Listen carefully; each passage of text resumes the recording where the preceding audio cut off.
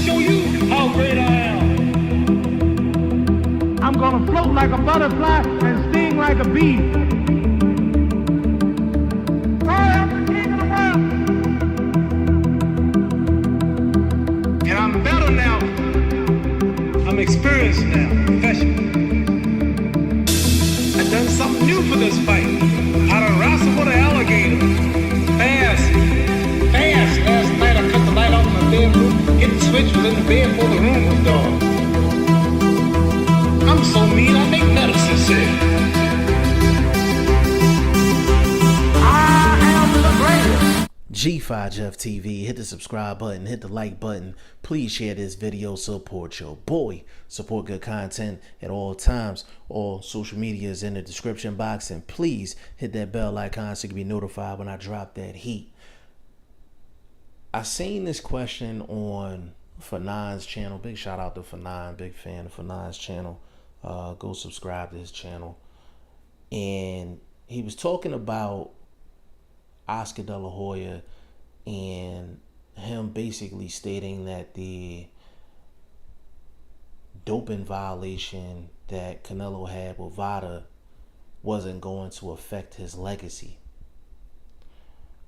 And he said a win versus Triple G is going to validate that. And I never really thought about it. I just, started clowning Canelo for, being on the finest juices. He said it was contaminated meat. Cool. He said it was contaminated meat. Got popped. Got suspended. Now he's back. So that question of whether Canelo's legacy is going to be affected, it's a wait and see. It's a wait and see. In this day and age where so many negatives are being swept under the rug, I wouldn't be surprised if it doesn't affect his legacy. I wouldn't be surprised. I mean, you're going to know by the pay-per-view sales of this fight, this rematch with Triple G, Gennady Golovkin. You're going to know going forward in terms of the fights that Canelo Alvarez take. Because if he stays at 160, ain't nothing but killers at 160. If he goes up to 168, he's going to be an extremely small 168. Canelo's not going to have no choice but to fight the top guys just because of the weight that he's at. He's at that in-between weight. 160 is probably perfect for him. 154 is too light. That's why he had Canelo weight at 155. And 168 is too big. So I think 160 is going to be Canelo's home going forward. And legacy is something that you're not going to get a true sense of until basically after a person retires or they're out of their prime.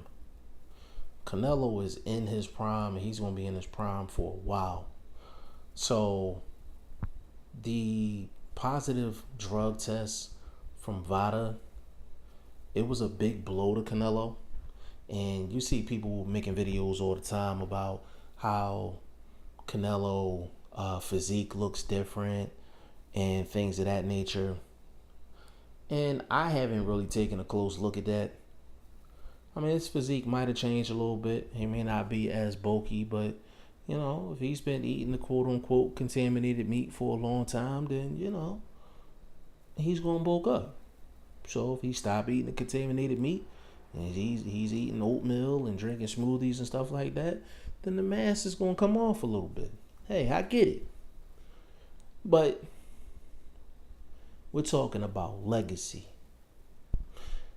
See, Canelo Alvarez promoter, Oscar De La Hoya, as a fighter, he fought everybody. That's why he was the golden boy. And whether you like Oscar De La Hoya or dislike Oscar De La Hoya, you cannot deny the fact that he fought absolutely everybody. It didn't matter the race. It didn't matter the boxing style. It didn't matter at what stage of the boxer's career they were in. Oscar De La Hoya will put his name on a dotted line and he will fight. He will fight. He fought the Shane Mosleys. He fought the Tito Trinidads. He fought the Floyd Mayweathers. He fought everybody.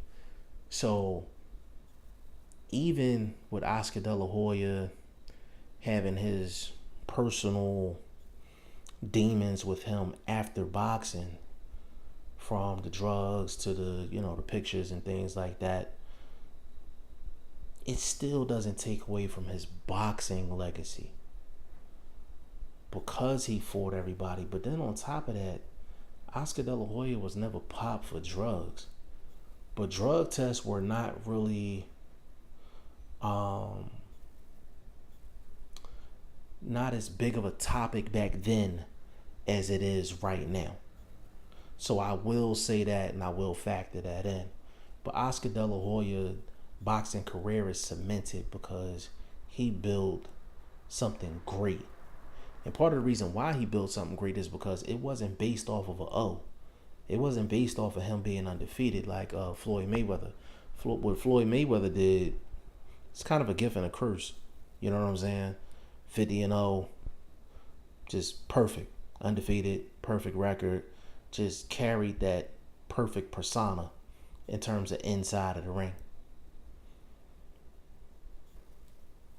So Canelo has the opportunity to build his legacy the same way that his promoter did, because the opponents and the time is right for him to do that. Within the next 3-4 years, I mean, he could fight Danny Jacobs. He could fight Jermall Charlo. He could fight Demetrius Andrade. He can fight Billy Joe Saunders. He can fight Triple G again.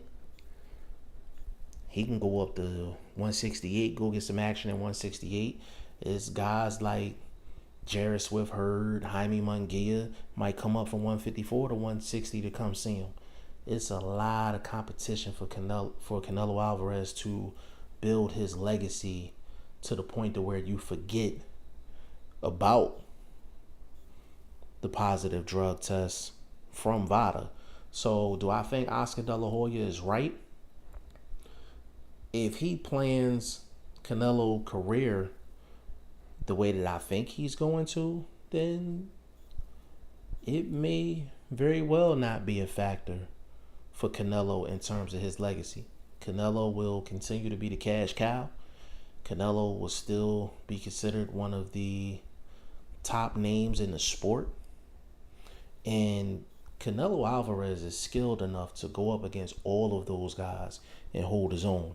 Now, I don't know if he's going to be able to beat all of those guys, but the fact that he doesn't have that O anymore, he can go out and actually seek the best competition. And since he's the cash cow, he's the A side, so he can control a lot of different things before a fight, just like Floyd Mayweather did. But at the end of the day, in sports, winning cures everything. So if Canelo beats Triple G in this rematch, which would lead to a third fight, and then he beats Triple G again in a third fight, and then continues his career against one of those top names at 160, then possibly within the next year or two, nobody is talking about that positive drug test, because they're going to be talking about how much Canelo is developing and how much Canelo is accomplishing as a fighter. Hate to admit it, because I hate positive drug tests, but I think Oscar De La Hoya might be right on this one. The cards is set for Canelo Alvarez to thrive in his career, and the positive drug test not be a defining moment in Canelo Alvarez's career. Now, y'all let me know what y'all think in the comment section. G5FTV, hit the subscribe button, hit the like button. Please share this video, support your boy. Support good content at all times. I appreciate y'all. Peace.